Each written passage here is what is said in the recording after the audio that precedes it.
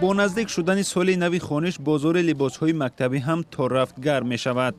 چند سال اخیر با دستور مقامات والدان باید سر و لباس یگانه مکتبی را از کارخانه‌های وطنی خرند. همه ساله نرخ و صفت این لباس‌های استحصال وطنی بحث‌ها را به میان می‌آورد. والدان سر و لباس مکتبی را عمدتاً از یارمارکه‌ها یا کارخانه‌های استحصالی می‌خرند. سال تا سال خوب شده رفته ایستاده است.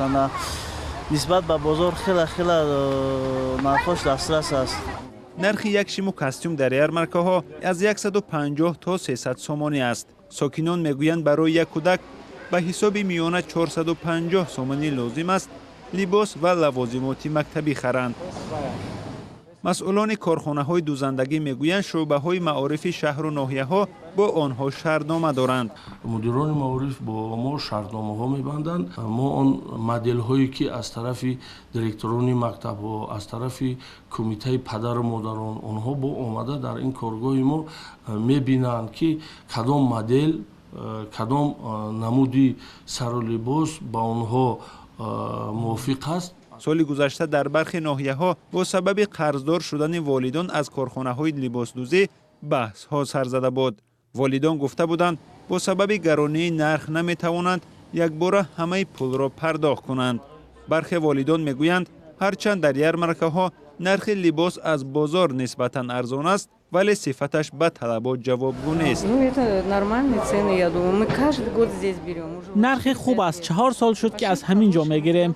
دختش هم بد نیست. البته در بازار هرچند نرخ گران هم باشد با صفت بهتر یافتن ممکن است.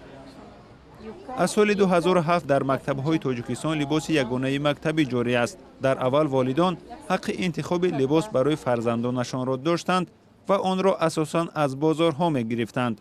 اما سالهای اخیر از والدان خواسته شده است که لباس‌ها را از شرکت‌های وطنی بگیرند.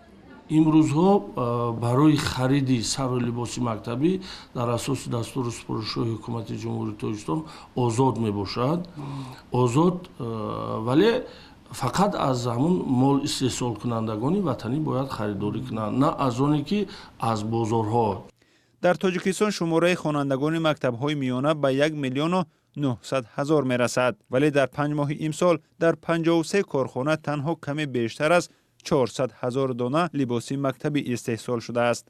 به خاطر هوسمندی با یک قرار حکومت ماه می همین سال کارخانه‌های استحصال لباس مکتبی از انداز فروش محصولات آزاد شدند. مقامات میگویند سالهای نزدیک طلبات اهالی را با سر و لباس مکتبی پورا تامین میکنند. والدان هم امیدوارند صفت لباس‌ها خوب شده و نرخش برابر جیبشان می شود. شادمان یتیم، علیشیر ظریفی، آزادی، دوشنبه.